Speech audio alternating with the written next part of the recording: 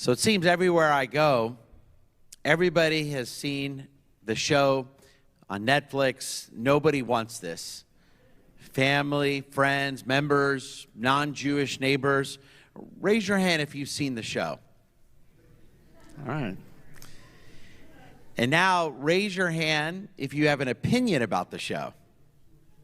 All right, a lot of you as well. Yes, everyone who has seen it seems to have something to say. And if you haven't seen it yet, it will be there on Netflix forever. And I've heard it all. The praise, and I've heard the criticism. Now, if you haven't seen it, the show is about Joanne, a single, non-Jewish podcast host in her mid-30s, living in Los Angeles.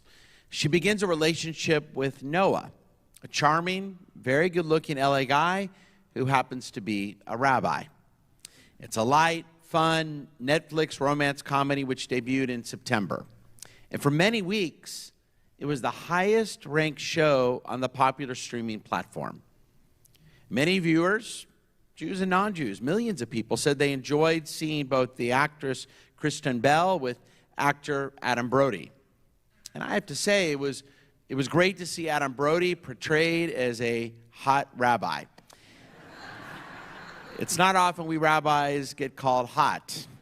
We get called plenty of other things, but not hot. But since its release, the show has generated a wide range of opinions and reactions in the Jewish community. We Jews get the most popular show on Netflix, and of course, we have some complaints. So what do I think? Let me first address the main criticism, the way the show portrays Jewish women. There is the rabbi's overbearing mother who disapproves of her son's relationship with his non-Jewish girlfriend. This mother is obnoxious, cold, and often way out of line. At one point, even saying, everyone knows shiksas are just for practice. Then there is the rabbi's sister-in-law and her group of Jewish friends. They are cliquey, condescending, and at times just downright cruel to the non-Jewish girlfriend and her sister. They're the Jewish version of the Mean Girls. And if you are offended, I can understand. I too like Jewish women. I'm married to one. I have a daughter who's a Jewish woman. My mom is a Jewish woman.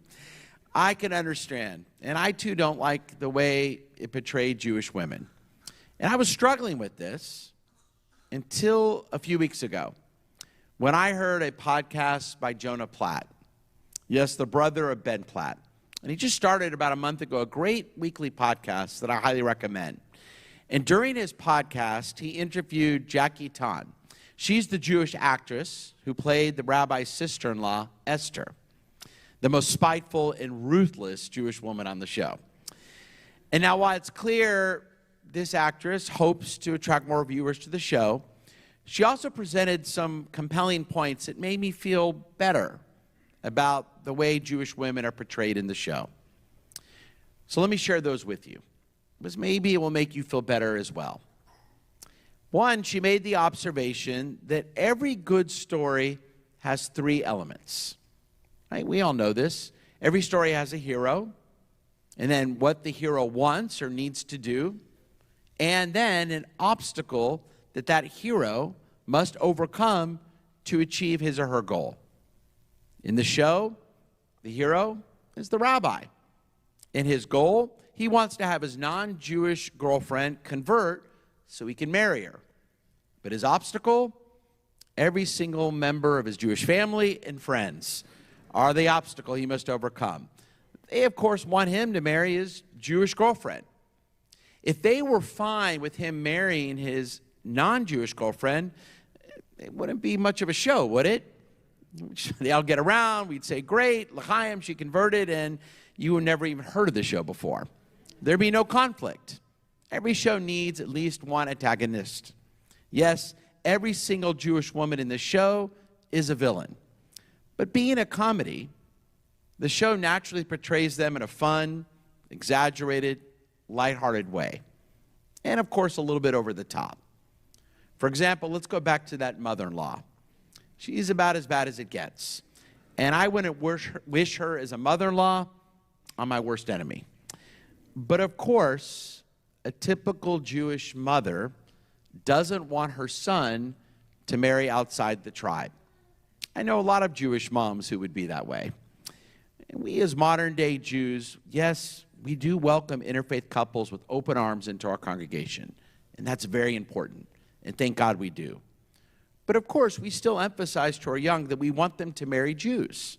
That's how we ensure our survival.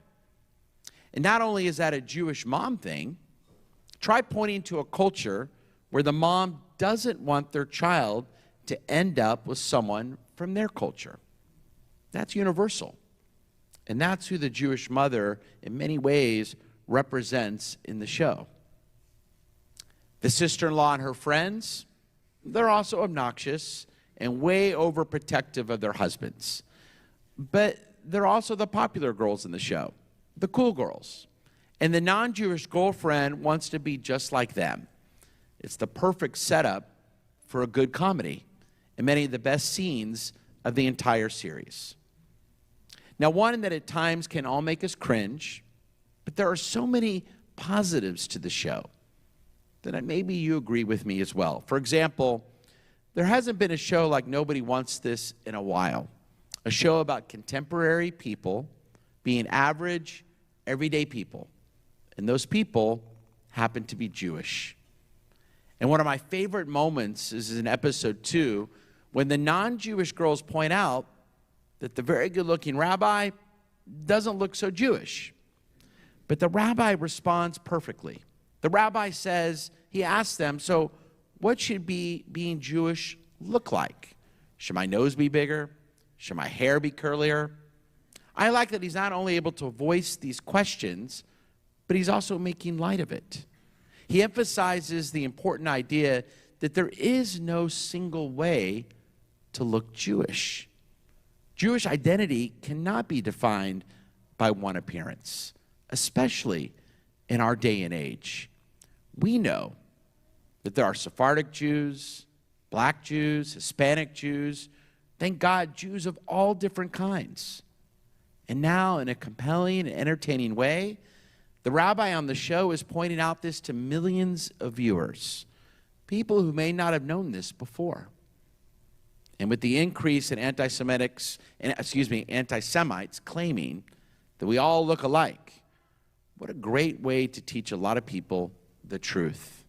We Jews do not all look alike. And in our day and age especially, we come in all different types. The show also humanizes Jews in other fun ways, which I think is good. The show describes the wonderful realities of planning a bat mitzvah. We have an awful party theme that nobody likes but is afraid to say something. We've all been to those parties before. And we have a 13-year-old girl who hates her bat mitzvah dress, something we all know too well, as I remember 8 years ago. We also learn about the beauty of taking a break on Shabbat. Many people, Americans of all denominations, saw that how beneficial it is, and it can be, to take a break in our nonstop 24/7 modern-day world. We see the spirituality of Havdalah, which I would guess many Jews didn't even realize. And there's also the beautiful Camp Haverim, complete with Shabbos candle making. Yes, our tradition is about a lot more than bat mitzvah party themes, camp romances, and the specter of intermarriage. But in many ways, the show is very real. And after the year we've all had, maybe it's not so bad just to unplug and watch a fresh comedy that makes Jews out to be funny, normal, and in the end, very loving. So, in the end, I liked the show. I understand the concerns, but I think that in the big picture, I think the show's doing us some good, perhaps a lot of good. And I'm happy that the show did so well, Netflix already agreed to make a season 2. And I look forward to more shows, portraying us as normal, everyday people who have flaws, many flaws, but also have a lot of good to offer to our fellow Americans. Shabbat Shalom.